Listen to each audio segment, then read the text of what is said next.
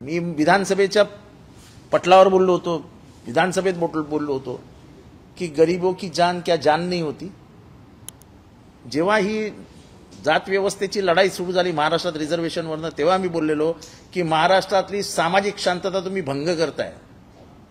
कुणाला काय मिळेल काय नाही हे मला माहित नाही, पण ह्याच्यात नुकसान महाराष्ट्राचं होईल। तर बघा काय होतंय ते, आणि अजून ह्याच्यात घसरण होईल।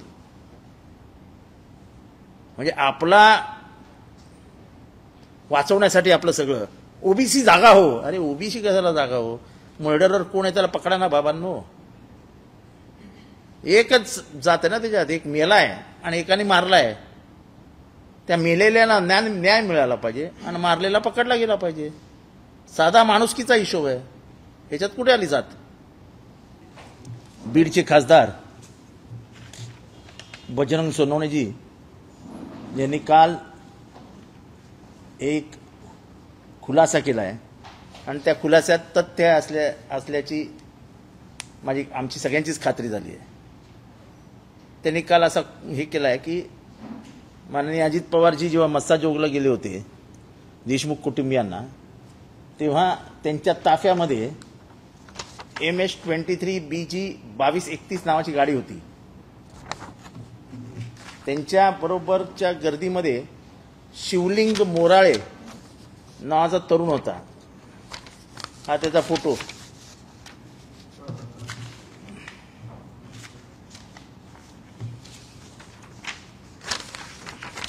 हा त्याचा फोटो इथे मार्क केलेला आहे बघा, शिवलिंग मोराळे। आश्चर्याची गोष्ट ही अजित पवार हे असलं खपवून घेत नाही याची कल्पना आम्हा सगळ्यांना आहे। आमचे राजकीय किती मतभेद असले, वैचारिक असले, मी राजकीय मतभेद मानणार नाही, कारण का ते खूप मोठे माणसं आहेत, आपण खूपच छोटे आहोत त्यांच्यासमोर। पण ही गाडी त्यांच्या कॉन्व्हॉयमध्ये होती 2231, आणि दुर्दैवाने ह्याच गाडीतनं वाल्मिक कराड CIDला गेला। याचा अर्थ हा जो पोरगा आहे शिवलिंग मोराळे, याला हे सगळं प्रकरण माहिती आहे।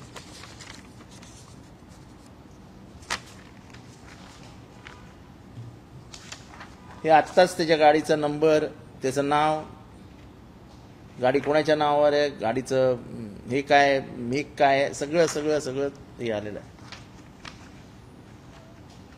गुंडांना जात नसते, गुंडांना काही नसतं, गुंडांना आपला स्वार्थ दिसत असतो। याच गाडीत बसून माननीय वाल्मिकरावजी कराड साहेब हे CIDला भेट देण्यासाठी गेले। म्हणजे ह्याच्यातली सर्वात दुर्दैवाची बाब मी परत एकदा महाराष्ट्राच्या नजरेत आणून देतो की त्यांनी प्रेस कॉन्फरन्स घेतली हजर होण्याच्या 1-1.5 तास अगोदर। प्रेस कॉन्फरन्स नाही, ते काय रिलीज केला व्हिडिओ। म्हणजे एरवी म्हणजे ज्या एजन्सीच्या हातात तुम्ही तो तपास दिलाय, त्या एजन्सीनी ही दक्षता नाही घेतली की तो येणार असेल तर बाजूला नाकेबंदी करून ठेवा, त्याला गाडीतच पकडा। त्याची गाडी पार आतमध्ये दरवाजापर्यंत येऊन दिली आणि स्वतःचे कपडेच फाडून घेतले। आज पूर्ण भारतभर आपल्या पोलिसांची नाचक्की झाली आहे। म्हणजे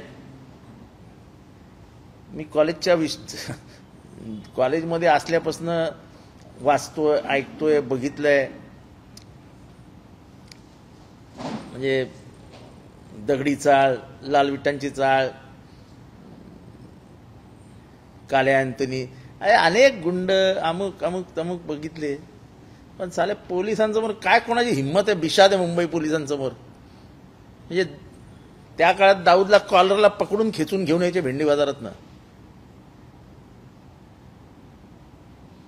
हे कुठल्या गुंडाचं काय नाव घेत नाही मी, पण मला एक पोलीस कमिशनर आठवतात, जॉईंट पोलीस कमिशनर, त्यांनी त्या गुंडाला मुंबईच्या क्राईम ब्रँचच्या ऑफिसमध्ये असं लोळायला लावलं होतं, लोळायला।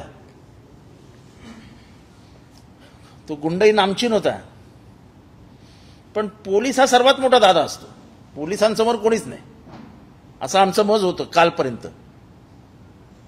पण आज तर हा वाल्मिक कराड हा म्हणजे दाऊद, छोटा राजन, अमर नाईक या सगळ्यांना मागे सोडून गेला।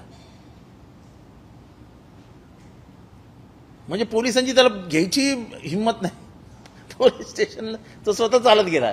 काय शान आहे यार. तो आरोपी आहे की नाही नंतर बघू आता. आणि तो आरोप नाही असं जर कोणी म्हणत असेल तर परळी पोलीस स्टेशनला बापू आंधळेच्या मर्डर केसमध्ये हा 307चा आरोपी आहे. हे पोलिसांना माहित नव्हतं का? मग कुठल्याही आरोपीला महाराष्ट्रात तुम्ही अशी वागणूक देणार आहात का? हजर होणे ही एक तुम्ही टर्म वापरता. अरे त्याला हजर केला रे. पोलिसांच्या भाषेत हजर होणे, हजर केला, शरण गेला बिला काय नसतं. पकडून आणला. तुम्ही मुंबईचे किती बघा कसे ह्याच्यात त्याला पकडून आणा, उचलून आणला, त्याला गाडी सापडली, खरं ते तो हजरच झालेला असतो. पण पोलीस स्वतःच्या अंगावर घेत नाहीत, कारण का शेवटी त्यांच्या इज्जतीचा प्रश्न असतो.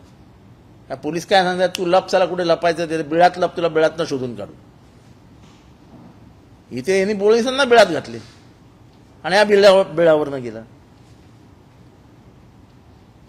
त्यामुळे हे प्रकरण आहे ते अतिशय गंभीर होत, म्हणजे दुर्दैवाने ह्याच्यातली जी गंभीरता आहे, गांभीर्य आहे, ते कमी कसं होईल ह्याच्याकडे राजकीय दृष्ट्या बघितलं जात आहे. अजूनही सोमनाथ सूर्यवंशीबद्दल कोणीही काही बोलायला तयार नाही. सरकारमधनं नाही आणि पोलिसांमधनंही नाही. मी विधानसभेच्या पटलावर बोललो होतो, विधानसभेत बोललो होतो की गरीबों की जान क्या जान नहीं होती. म्हणजे सोमनाथ, त्याची एकूण म्हणजे त्याची आई आणि तो ज्या जातीतनं आला, जात व्यवस्था आपल्याकडे इतकी मजबूत झाली आहे की सोमनाथ सूर्यवंशीला न्याय मिळावा म्हणून म्हणजे कोणी काही बोलतच नाही त्याच्याबद्दल. पोलीस माहिती द्यायला तयार नाही, सरकार बोलायला तयार नाही, आणि उद्रेक झाला की मायच लाठीचार्ज. म्हणजे संविधान जपायचं, त्या संविधान जपायला गेलेल्यांचा मृत्यू, खून झाल्यानंतर तू बघत बसा. आणि हा खून आहे, इट्स अ इन्स्टिट्यूशनल मर्डर. तो काही श्वासोश्वासाचा त्रास होऊन वगैरे मेलेला नाही. तो कसा मेला हे पोलिसांनी सांगण्याची पण गरज नाही, कारण का त्या पोस्टमॉर्टम मध्ये स्पष्ट दिसतंय की shock due to multiple injuries लिहिलेलं आहे. गरीबाची कोणी बाजूच घ्यायला तयार नाही, कोणी बद्दल कोणी माहितीच द्यायला तयार नाही.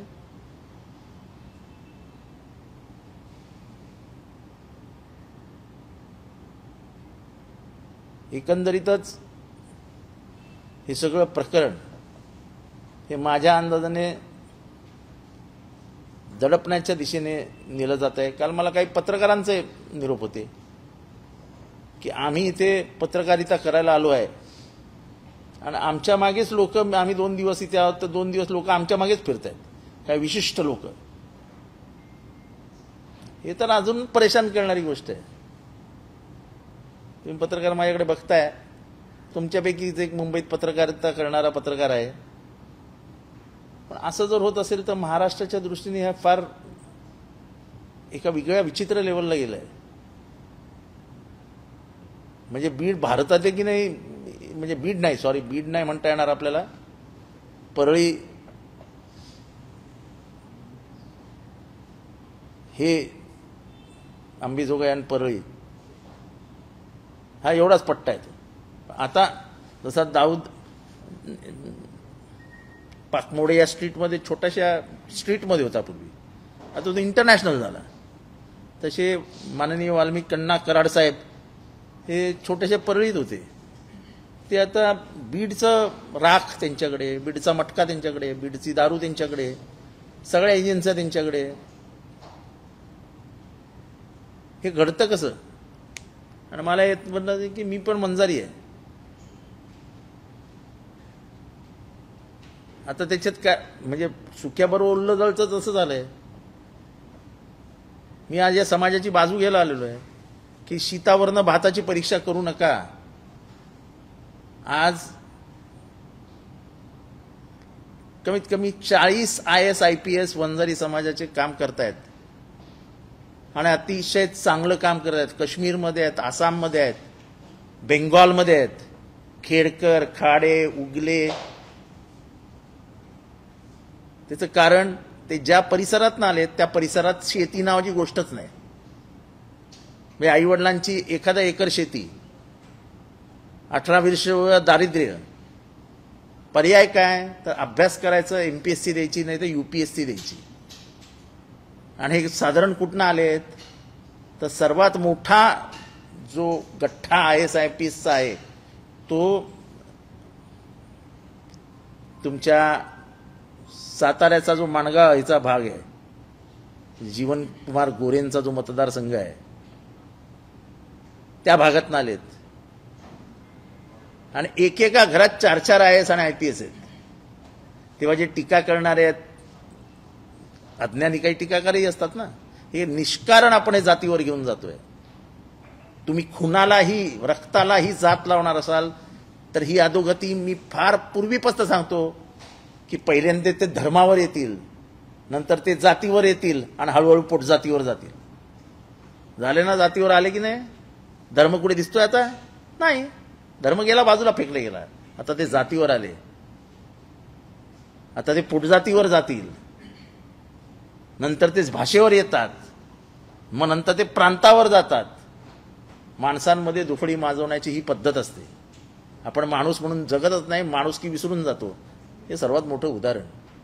ज्या पद्धतीने एका समाजाला टार्गेट केलं जात आहे, फार स्पष्टपणाने मी बोलतोय की ते IAS लोकांची नावं मी फेसबुक आणि ह्याच्यावर वाचून हैराण झालो.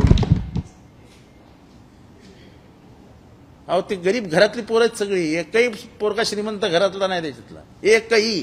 ते सगळे IAS-IPS आम्हाला भेटून जातात. स्वतःच्या मेरिटवर IAS-IPS झालेत. तुम्ही काय लेबल लावताय त्यांना? आणि हेच त्यांचं काम आहे. जेव्हा ही जात व्यवस्थेची लढाई सुरू झाली महाराष्ट्रात रिझर्वेशनवरनं, तेव्हा मी बोललेलो की महाराष्ट्रातली सामाजिक शांतता तुम्ही भंग करताय. कुणाला काय मिळेल काय नाही हे मला माहित नाही, पण ह्याच्यात नुकसान महाराष्ट्राचं होईल. तर बघा काय होतंय ते, आणि अजून ह्याच्यात घसरण होईल. म्हणजे आपला वाचवण्यासाठी आपलं सगळं OBC जागा हो. अरे OBC कशाला जागा हो? मर्डरर कोण आहे त्याला पकडा ना बाबांनो. एकच जात आहे ना त्याच्यात, एक मेलाय आणि एकाने मारलाय. त्या मेलेल्याला न्याय मिळाला पाहिजे आणि मारलेला पकडला गेला पाहिजे. साधा माणुसकीचा हिशोब आहे. ह्याच्यात कुठे आली जात? पण त्याच्यातही आता आपण जात लावायला लागलो. जसं आंबेडकर साहेब म्हणायचे की दोनच, एक शोषण करणारा आणि एक शोषणारा. आयुष्यात नेहमी शोषण करणाऱ्यांच्या बाजूने उभे राहा. हे डॉक्टर बाबासाहेब आंबेडकरांनी सांगितलेलं ते गणित इथे लागू होतं की ज्याचा खून झालाय त्याच्या घरच्यांच्या बाजूने उभं राहायला पाहिजे. खून कोणी केला, कोणी असू दे, त्याच्या विरोधात गेलं पाहिजे. पण हे दुसरीकडे सगळं न्यायचं काही जणांनी काम चालवलंय. मलाही काही जण सांगत असतात तुम्ही वंजारी आहात, तुम्ही बोलायला नाही पाहिजे, असं नाही पाहिजे, तसं नाही पाहिजे. पण मोठा वर्ग जो महाराष्ट्रात आहे, यवतमाळमध्ये आहे, परभणीमध्ये आहे, नाशिकमध्ये आहे, धुळ्यामध्ये आहे, नंदुरबारमध्ये आहे, नगरमध्ये आहे, त्या सगळ्यांचं म्हणणं साहेब इतर समाज आमच्याकडे दुसऱ्या नजरेने बघायला लागले. बीड म्हणजे बीडचे वंजारी म्हणजे वंजारी नव्हे, वंजारी हा विश्व म्हणजे जगामध्ये पसरलेला आता समाज आहे. पालघरमध्ये आहेत, गुजरातमध्ये आहेत, मध्य प्रदेशमध्ये आहेत. पण तुम्ही सगळ्याच ह्यांना कशाला बदनाम करताय? आणि आम्ही तेवढे धीट आहोत की जिथे अन्याय दिसला तिथे आम्ही उभे राहिलो. आणि असे अनेक आमचे जाती बांधव आहेत जे फोन करून जातात की अजिबात सोडू नका, आपला समाज असा होऊच शकत नाही, क्रूर निष्ठूर हा आपला समाजच नाही. कदाचित बीड एवढे वंजारी म्हणजे नाशिकात नसतील, म्हणजे नाशिकच्या परिसरात नसतात. मी नाशिकमधून आलेलो आहे, पण मला नाही वाटत नाशिकमध्ये एकही फुलचंद कराड आहे. कदाचित आर्थिक सत्ता आणि राजकीय सत्तेचं केंद्रीकरण झाल्यामुळे फुलचंद कराड सारखे निर्माण झाले असतील.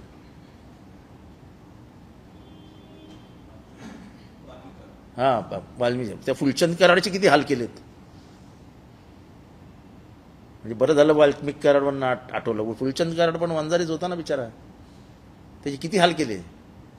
म्हणजे असे जर वंजाऱ्यांचे फोन सांगितले तर तुम्हाला आश्चर्य वाटेल की ते बीड जिल्ह्यात तर कमीत कमी 100 जण अन्यायग्रस्त वंजारी, म्हणजे प्रकल्पग्रस्त असे वंजारी असतात. म्हणजे समाज असतो ना, तो येतो सांगायला साहेब प्रकल्पात बाधित झालो, काहीच फायदा नाही मिळाला. तेव्हा हे सगळं उघड करण्यासाठी म्हणून मी आलो होतो आज, खास करून हे सांगण्यासाठी आलो की ही गाडी कोणाची, आणि ती गाडी नेमकी तुम्ही अजितदादांच्या ताफ्यात का घुसवली, तुमचा त्याच्या मागे उद्देश काय होता, हे सगळं पुराव्यानिशी मिळालेलं आहे. आम्ही कुठे म्हणतो संबंध आहे, पण पोलिसांना मुक्तपणाने चौकशी तर करू द्या. तुम्ही असाल तर चौकशी कशी होईल.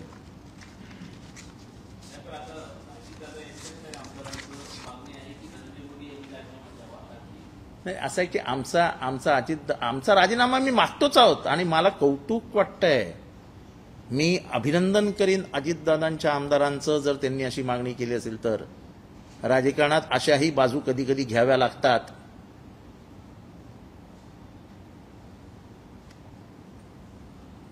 आणि ही कौतुकास्पद बाब आहे. एकाने जरी हे काम केलं असेल तर साला तो मर्दाची औलाद आहे असं मी म्हणेन. त्याला मी जाऊन हार घालून येईन. अशी माणसं राजकारणात आता हवीत की दूध का दूध पाणी का पाणी सांगणारी. कदाचित जाईल रात्रभरात त्यांना 2-4 फोन इथनं तिथनं जातील, अरे गप बसा रे तुम्ही काय लावलंय, किंवा असंही असेल की वरनच निरोप गेले असतील, बाबा आता राजीनामा मागा, हे परजाती व्हायला लागले. काही असू शकतं, पण कमीत कमी त्यांनी पुढे येऊन नाव तर घेतलं की बाबा राजीनामा दे रे बाबा. म्हणजे ह्याचा अर्थ फक्त जितेंद्र आव्हाड, क्षीरसागर असे दोघच नाही आहेत. प्रत्येकाच्या मनात खंत आहे की हा खून हा माणुसकीचा खून आहे, आणि हा राजकीय वरदहस्तामुळे भय निघून गेलाय. क्रिमिनलायझेशन ऑफ पॉलिटिक्समध्ये सर्वात काय मरतं तर भीती चेपली जाते, भीती मरते, आणि एकदा भीती मेली की वालचंद काय तो वाल्मिक कराड जन्माला येतो. भीतीच नाही. आणि एक्सप्लॉयटेशन ऑफ पुअर ही जी थिअरी आहे ती थिअरी याच्यात क्लिअर दिसते. सगळे बिचारे गरीब पोरं आहेत, त्यांना पैशाची लालच, पैशाचं आमिष, मोठं असं विश्व दाखवलं की घातला कोणाच्या तरी दांडा डोक्यात, मेला. आले थोडे दिवस जेलमध्ये बसून, 2-4 एकर शेती घेतली, परत कामाला बघू, नंतर केस चालू राहते, वकील उभा राहतो, जे काय व्हायचं ते होत राहतं.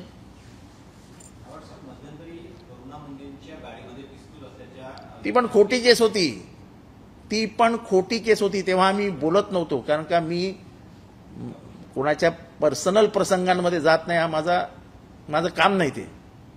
पण करुणा मुंडेंवर जेवढ्या केसेस पडल्या तेवढ्या सगळ्या खोट्या केसेस होत्या.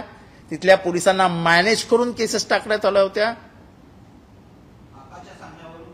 सगळं जे काय झालं ते आका आणि बाकाच्या सांगण्यावरूनच झालं.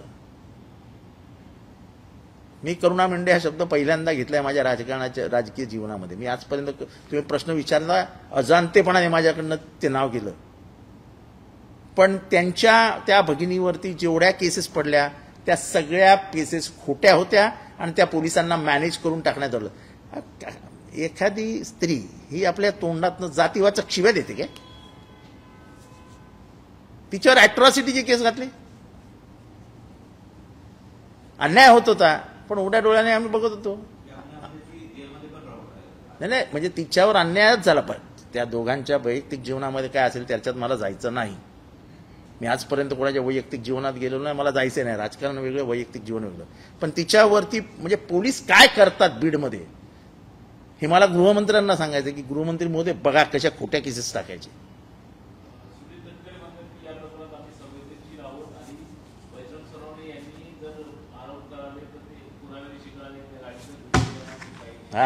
हा घ्या पुरावा, हे आम्हाला माहिती होतं. हा घ्या गाडी नंबर 2231. गाडीचा मालक शिवलिंग मोराळे.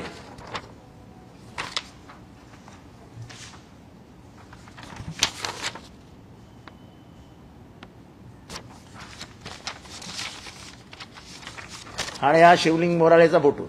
अजून काय देऊ? आता काढा शिवलिंग मोराळेचं लोकेशन.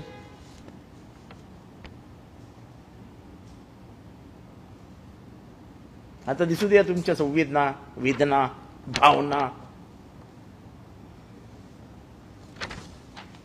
हे आम्हाला माहिती होतं म्हणून हे सगळे घेऊ आम्ही तयारी ठेवली होती. आम्ही अजितदादांवर बोटं उचलत नाहीये, पण हे कोणीतरी मुद्दामून जाणून बुजून तर केलं नाही ना अजितदादांना बदनाम करण्यासाठी, हे तपासा. एखादा माणूस अजितदादांच्या ताफ्यात जातो आणि 2 दिवसांनी तो वालचंद काय वाल्मिक कराडला घेऊन येतो गाडीत बसून, हे म्हणजे याचा अर्थ स्पष्ट होतो ना की हा प्लॅनच होता. म्हणजे 4-2 मोठं आले मासे तर आपण सेफ.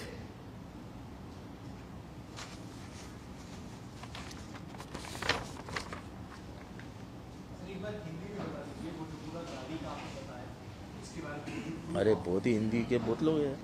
हाँ देखो ऐसा है कि मस्सा चौक में अजीत पवार जी गए थे, जो गांव में से सरपंच जी आते हैं देशमुख साहब, तो उसमें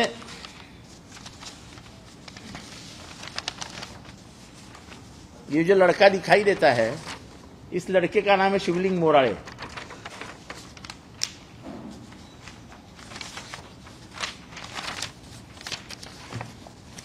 इस गाड़ी का मालिक वो है.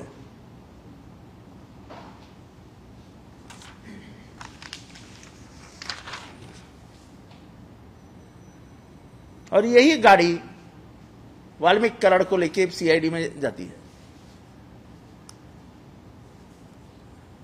तो कभी कभी जॉइन द डॉट्स में ही पता चलता है ना. हम क्यों कह रहे हैं कि वाल्मीकि कराड़ जो है वो खून में है, जो हत्या हुई उसमें आरोपी होना ही चाहिए, क्योंकि जॉइन द डॉट्स है. सुदर्शन गुले और विष्णु चाटे दोनों खन्नी में गुनेगार है और दोनों मर्डर में गुनेगार है.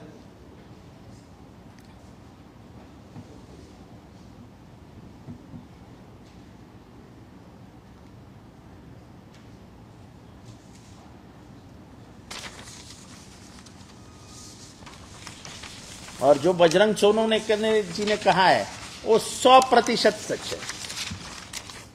इसमें कई दूसरी बात ही नहीं है. ये उसका पुरावा है.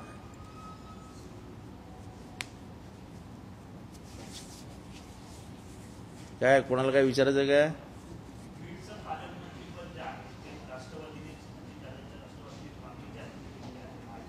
हाँ ते आता ते अजितदादा देवेंद्र फडणवीस त्यांचं काम आहे. आम्ही विरोधी पक्षातले आहोत, आम्हाला काय करायचं कोण पालकमंत्री पद कुठे जाते.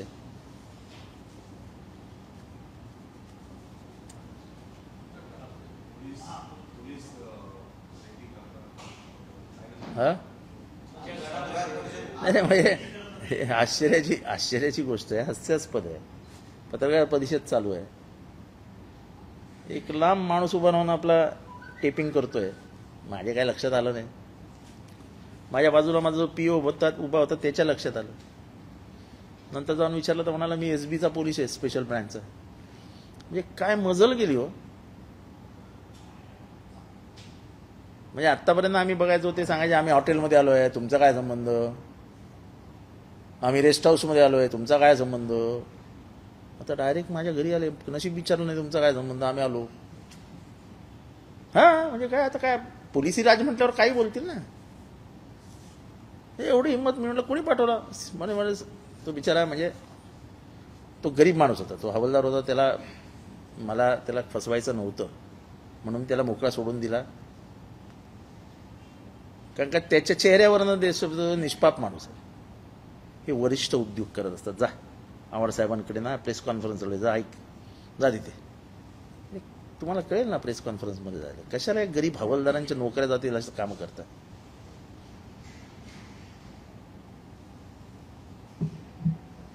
आणि एवढं महाराष्ट्रात वातावरण एवढी सेन्सिटिव्ह झालं असताना पोलीस एखाद्याच्या मागावर जातात, किती दुर्दैवी बाब आहे.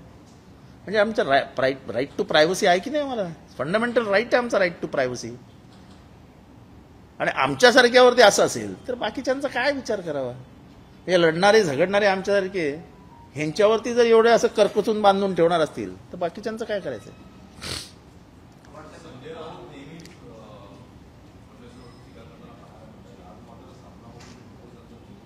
कोणाचं?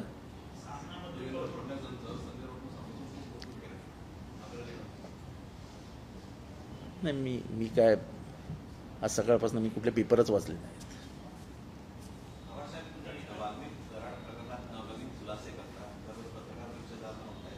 मीच करतो असं नाही हो.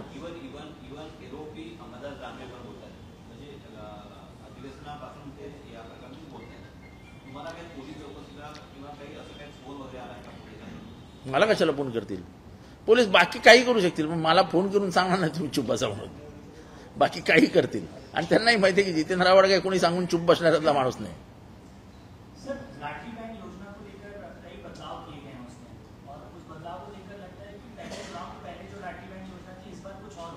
अभी ऐसा है कि लाडली बहन योजना में अब कटिंग हुई है, कटिंग तो बाल कट करके चेहरा बदला जाता है ना, वैसा आप कटिंग करके चेहरे बदल रहे हैं. हमारे बहनों का आशा दिखा के अब भूखा प्यासा रखेंगे. यही तो सरकार की नीति. आने दो और बाहर आएगा, बहुत कुछ बाहर आएगा. एक चेहरे पे कई चेहरे लगा लेते हैं लोग. वो गाना सुना है ना आपने? वो गाना इसमें दिखेगा आपको. सर, एक साइड आप कह रहे हैं लॉ एंड ऑर्डर सिचुएशन खराब है, स्पेसिफिकली टॉकिंग अबाउट यूपी, और दूसरी तरफ संजय राउत तारीफ कर रहे हैं फडणवीस की, कह रहे हैं कि बहुत अच्छा काम कर रहे हैं, डेवलपमेंट का काम कर रहे हैं गडचिरोली में. क्या कहते हैं? गडचिरोली में अच्छा काम हो रहा है. देखो, जैसे वो नक्सलवाद खत्म कर रहे हैं, गडचिरोली में जिस तरीके से इंडस्ट्रियल डेवलपमेंट कर रहे हैं, जिन चीजों की तारीफ होनी चाहिए उन चीजों की तारीफ होनी ही चाहिए. जिस हालात में वो गलत है वो गलत है, बीड में वो गलत है तो गलत है. यही तो राजनीति जो महाराष्ट्र में गंदी हुई कि तुम टारगेट मत करो. अगर गलत है तो गलत है यार. जो बीड में हो रहा है वो गलत है, गलत है, गलत है. चाहे वो बोले कि वो विरोधी पक्ष नेते, विपक्ष के लोग पत्रकार परिषद ले रहे, उससे हमको कोई लेना देना नहीं है. जैसा नक्सलवाद खत्म किया वैसे बीड का दहशतवाद खत्म करो. हमारी मांग तो यही है. अगर नक्सलवाद इतना डेंजरस है तो बीड का दहशतवाद कितना डेंजरस है कि आज तक कोई टेंडर ही नहीं निकला. वो जो क्या बोलते हैं उसको, ऐश का टेंडर ही नहीं निकला. तो कितने करोड़ों रुपया गबन किए रहेंगे? कौन करता है सब काम? सर, लेकिन चुनावी नतीजे सामने आने के बाद हम देख रहे हैं विपक्ष का जो सुर है वो बदल रहा है. एक तरफ बातें कही जा रही है कि शरद पवार परिजन अलायंस में का हिस्सा बन सकते हैं, अजित पवार के साथ आ सकते हैं. दूसरी ओर यूपीटी नेताओं का जो रुख है वो लगातार नरम नजर आ रहा है. किसका? यूपीटी के जो नेता है संजय राउत ठाकरे, नहीं, ऐसा मैं नहीं मानता. देखो, ऐसा है कि अपने पहले भाषण में मुख्यमंत्री जी ने कहा था कि पिछले कुछ सालों में महाराष्ट्र की राजनीतिक हालात बदले हैं. हम बहुत व्यक्ति दोष ढूंढते हैं. हमारे में अपने कटुता बहुत बढ़ गई है विरोधी पक्ष और सत्ताधारी में, और इसको कम करना चाहिए. वो महाराष्ट्र के लिए अच्छा रहेगा. तभी उठकर मैंने तारीफ की थी कि ये ऐसा रहेगा तो महाराष्ट्र आगे जाएगा. क्योंकि पिछले 10 सालों में जो हालात हमने देखे, जैसे फंड नहीं देने का, झूठे केसेस डाल देने के, ये सब मैंने देखा है ना. ये महाराष्ट्र में किसी और को उंगली दिखाने की जरूरत नहीं है. तुम क्या तुम्हारे घर से फंड लाते हो क्या? तुम्हारे जो खुद का रिजर्व बैंक है क्या? हमारे ही लोगों का टैक्स है. और फंड कोई मेरे घर को पेंटिंग करने के लिए नहीं मांग रहा हूं. अगर कोई रास्ता अच्छा बनता है तो मेरे लोगों के लिए, जो महाराष्ट्र के नागरिक है, उनके लिए बनता है ना भाई. तो तुम तो उसके ऊपर ऐसे नाक बन के बैठे हो जैसे वो नीचे सोना तुम्हारा है और ऊपर नाक तुम बैठे हो. तो नाक मत बनो ना भाई. दरवाजा खोल दो. अगर जनता को चाहिए तो जनता को मिलना चाहिए. क्या सर महाराष्ट्र की हित के लिए फडणवीस अगर दरवाजे खोलते तो क्या पवार साथ जुड़ सकते हैं? ऐसा है, राजनीति में उसने अच्छा काम किया और उसकी तारीफ की तो क्या साथ जानेगा? ये कौन सा गणित है? ये तुम्हारा गणित. यही महाराष्ट्र में हो रहा है कि अरे अच्छा काम है तो है, अच्छा काम है. जैसे भागवत साहब, संघ प्रमुख भागवत जी बोले थे कि बंद करो अब ये खुदना खुदवाना. अगर वो कहते हैं तो मैंने जिंदगी में पहली बार संघ के बारे में कुछ अच्छा कहा कि मतलब नहीं, ये तारीफ करने की ये है कि देश के हालात जिन चीजों से बिगड़ रहे हैं, अगर उसने उसको रोकने की कोशिश भागवत साहब कर रहे हैं तो अच्छी बात है, क्या बुरा है उसमें। अच्छाई जो हो रही है उसकी प्रशंसा करना ये मानव धर्म है। हम ये धर्म ही भूलते गए, इसलिए हम अभी खून में भी जात ढूंढने लगे हैं। हम खून में भी जात ढूंढने लगे हैं। प्रधानमंत्री मोदी द्वारा एक कॉलेज का इनॉग्रेशन होने वाला है। क्या दिल्ली में पीएम मोदी द्वारा एक कॉलेज का inauguration college college Delhi university से एसोसिएटेड एक कॉलेज होगा। उसका नाम वीर सावरकर के ऊपर रखा जा रहा है। क्या आप उसका स्वागत करेंगे? क्योंकि नहीं, मेरे को मालूम ही नहीं वो किधर जा रहे हैं। मैं कल आपको पढ़ के बताऊंगा, मुझे मालूम नहीं। कॉलेज का नाम वीर सावरकर के ऊपर पड़ता है तो आप उसका स्वागत करेंगे? कांग्रेस की डिमांड बहुत- है, मनमोहन सिंह नाम रखना चाहिए, कांग्रेस की डिमांड है। एनएसयूआई ने विरोध भी किया है इसका। नहीं, मेरे को ऐसा कॉलेज आ रहा है ये भी मालूम नहीं, कहाँ आ रहा है वो भी मालूम नहीं। और मैं महाराष्ट्र में राजनीति करता हूँ, मेरे को क्या मालूम दिल्ली में क्या चल रहा है। सर, महाराष्ट्र में जो भविष्य में स्थानीय निकाय चुनाव होंगे, बीएमसी या महानगर पालिका के, बीजेपी नेताओं का कहना है कि यहाँ भी बांग्लादेशी और रोहिंग्या जो वोटर लिस्ट है उसमें से उनके नाम चुन चुनकर निकाले जाने चाहिए। मैं कहता हूँ भाई एक काम करो ना, जितने भी मुसलमान वोटर है सबका वोटर लिस्ट से नाम ही निकाल डालो। नहीं तो भी तुम्हारे गुलवलकर सब ने कहा ही था कि उनको वोटिंग के लिए अधिकारी उनका रद्द करो। ये कहाँ है उन्होंने अपनी किताब में? गुरुवर्य गुलवलकर जी का ये है विधान है कि मुसलमानों का वोटिंग अधिकार नष्ट कर देना चाहिए। तो कर दो भाई, क्या तुम्हारी इतनी, अब तुम्हारी मेजॉरिटी आ गई है, तुम्हारी इतनी दादागिरी चल रही है तो खत्म कर दो, एक बार ही फटका मार दो।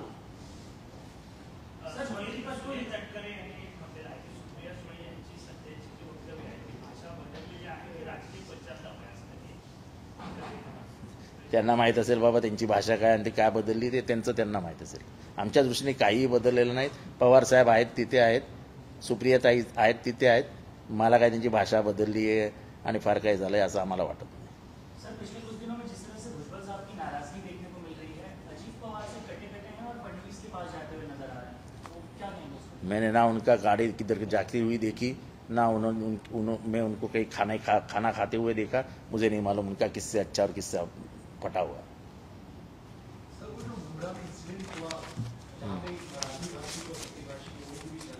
हमको अब बच्चों का कुछ ये होगा, विवाद होगा तो हम उसको भी राजनीति में खींच के मुद्दा बना देते हैं महाराष्ट्र का। आप लोगों की भी तारीफ करनी चाहिए, आपकी भी कलाकारी है कि इतने से 2 बच्चे लड़ रहे हैं और उसको हम जाति का मुद्दा बना देते, भाषा का मुद्दा बना देते, कभी प्रांत का मुद्दा बना देके। देखो, मैं पहले से कहता था कि हिंदू तब तक ही रहेगा जब तक हिंदू है। जिस दिन वो प्रांत के ऊपर चला जाएगा, भाषा के ऊपर चला जाएगा, जात के ऊपर चला जाएगा, लफड़ा और बढ़ेगा। क्या हुआ, हम भीड़ में जाते हैं तो हमको जो मरा हुआ है वो अलग जात का मिलता है, मारने वाला है वो अलग जात का मिलता है। हम परभणी में जाते हैं तो मरने वाला अलग जात का मिलता है, उसकी तो तलाशी बंद कर देते हैं। तो ये खुदा के वास्ते ये बंद करो यार। एक अच्छा शहर, उसकी बर्बादी का रास्ता मत ढूंढो। बच्चों की लड़ाई थी और ऐसा कोई, अब इस पे बात भी करेंगे तो आप उसका ये करेंगे, जितेंद्र आव्हाड का समर्थन। देखो, ये घटना और कल्याण की घटना में बहुत अंतर है। कल्याण की घटना में बाहर से लड़के आए, लाठी काठी निकाली गई, मारा गया, इसमें कुछ नहीं हुआ। वो लड़का मराठी लड़का था, वो मजाक में बोल दिया भाई तुम मराठी में बात करना है, ये बोले नहीं हमको हिंदी मराठी। तो ये 2 बच्चों का, यानी वो गोटी खेलते खेलते बोलते ये तेरी गोटी लंबी क्यों गई, तो अब उसका भी मुद्दा बन जाएगा महाराष्ट्र में यार। अब गोटियां खेलने के लिए हमको रखा है क्योंकि इतनी मेजोरिटी आ गई उनकी कि हम तो गोटी के लिए ही बाकी रहे हैं।